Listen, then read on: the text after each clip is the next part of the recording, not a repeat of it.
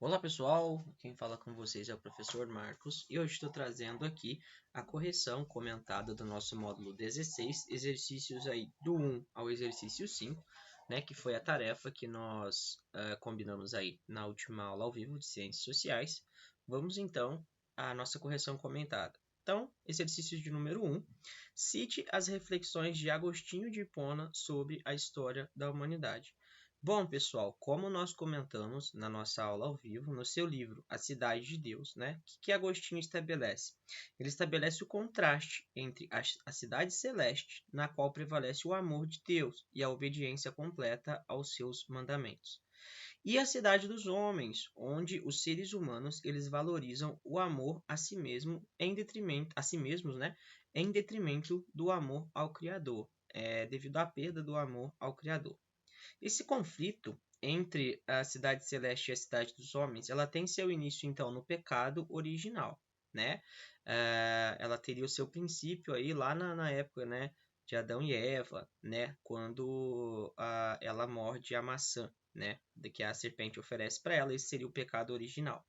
Nessa perspectiva, a história desenvolve-se segundo um plano divino que fixa como destino a salvação humana por intermédio da fé e a reconciliação da humanidade com o Criador, no triunfo definitivo da cidade celeste sobre a cidade dos homens. Então, mediante aí, após o pecado original que ele classifica, né, tem-se início, né, a história, né, que vai se desenvolver segundo um plano que Deus já teria, vamos dizer assim, antecipadamente escrito, né? Esse plano ele já existe, né? E o destino principal, né? O grande, vamos dizer assim, objetivo, né? O destino final, aliás, deste plano prescrito por Deus, é neste caso a salvação, né? Que tem como destino a salvação humana, e essa salvação ela viria por intermédio da fé e a reconciliação, uma vez que o ser humano já tinha vivido o amor, né, e o respeito a Deus, mas em detrimento, né, deste amor, né, mediante aí o primeiro pecado, né, o pecado original que se diz, ele perde esse amor e começa a amar e valorizar, né, e obedecer aos próprios seres humanos, mas após, né, por meio da fé, ele consegue se reconciliar com o Criador, né? E aí a gente tem o triunfo da cidade celeste, onde reinava o amor e a obediência a Deus sobre a cidade dos homens. Ok, pessoal? Vamos agora ao exercício de número 2. O filósofo Immanuel Kant define o iluminismo como.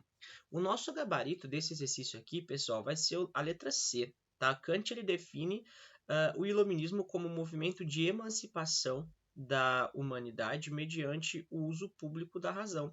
Emancipação, pessoal, seria quando ele atinge a maioridade, né? Que ele fala que quando você vive na minoridade, você não faz uso público da razão e você está sujeito a obedecer ordens de outras pessoas. Quando você então atinge a maioridade, que seria essa emancipação, né, você consegue atingir ela por meio do uso público da razão. Então, o nosso gabarito é a letra C de cachorro, ok? Indo para o exercício de número 3, pessoal, leia as sentenças seguintes e assinale a alternativa correta. Vamos lá, então. Alternativa 1. A filosofia da história surge entre os primeiros filósofos gregos que elaboram questões sobre a natureza e sobre o possível sentido da história da humanidade. Alternativa 2. A confiança intelectual no progresso humano é uma das principais características das filosofias da história, elaboradas no universo cultural iluminista. 3. Diferentemente da filosofia medieval cristã, as filosofias da história, né, desenvolvidas a partir do século XVIII, examinam a história humana em suas relações com o plano divino. Depois, alternativa 4, enquanto a filosofia cristã da história orienta-se pelo conceito de salvação espiritual, as filosofias iluministas da história valorizam a concepção de progresso. O nosso gabarito aqui deste exercício vai ser a letra B. Estão corretas, né, as afirmativas aí 2 e 4, né? A 2, que fala que a confiança intelectual no progresso humano é uma das principais características das filosofias da história elaboradas aí no universo cultural iluminista, lembrando que a fé é substituída de fato pela razão nas ideias iluministas, né? A confiança intelectual, buscando o progresso, né? A gente até fez aquele comparativo falando que onde existe a fé e a salvação, a gente tem a razão e o progresso.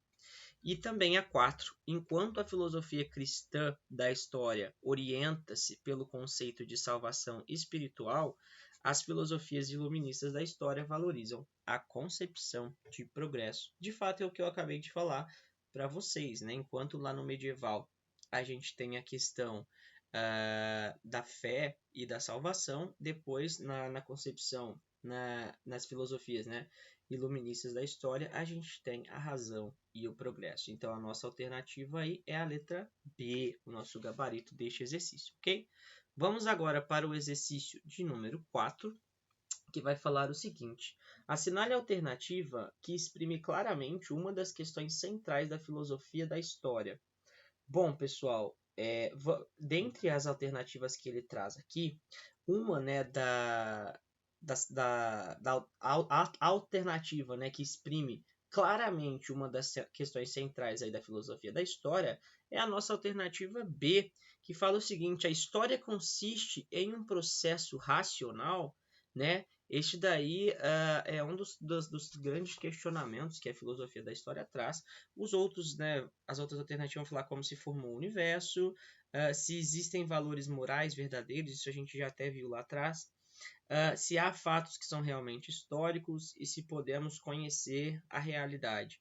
A letra B, então, ela consiste, né, a história consiste em um processo racional. Então, a filosofia da história ela examina, né, a prevalência de fato da racionalidade ou das paixões no processo histórico. A gente viu isso na introdução do capítulo, né, que ele vai falar mais exatamente aqui. Vou pegar para vocês, tá? Aqui na primeira parte, na página 464, ele já vai falar, né, aqui que existem, né, questionamentos aqui, ó, exatamente aqui. Ó.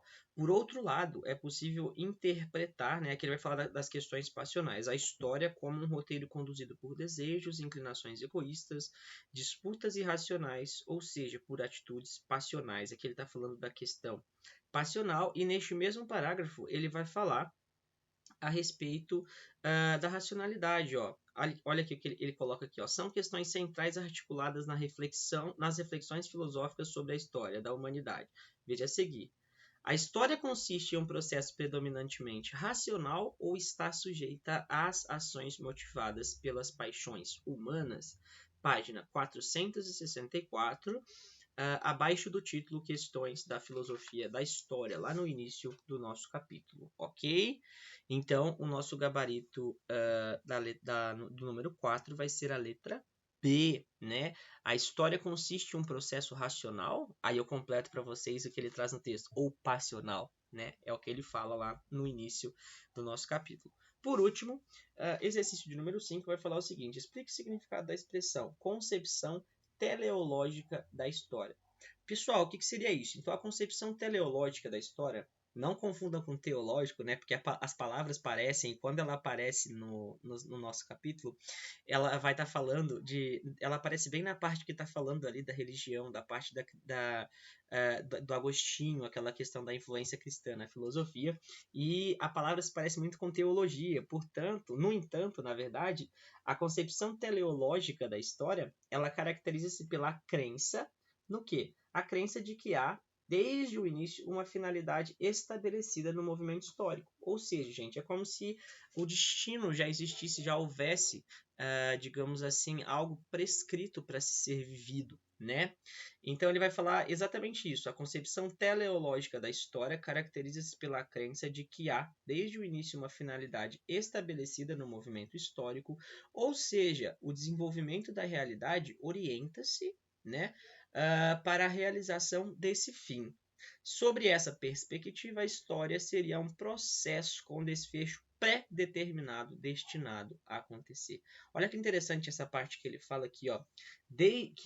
Caracteriza-se pela crença de que há desde o início uma finalidade estabelecida no movimento histórico, ou seja, o desenvolvimento da realidade ele orienta-se para a realização desse fim, como se já houvesse um objetivo, né, onde esse fim seria, ele já teria sido escrito, né, digamos assim, ele já existiria, e aí a história da humanidade ela caminharia em função de atingir este fim, este objetivo, tá certo?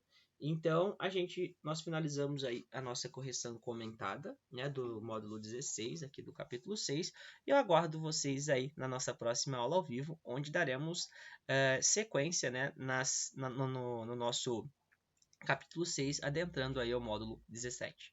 Ok, pessoal? Fiquem com Deus, um grande abraço a todos e até a próxima. Tchau, tchau, gente!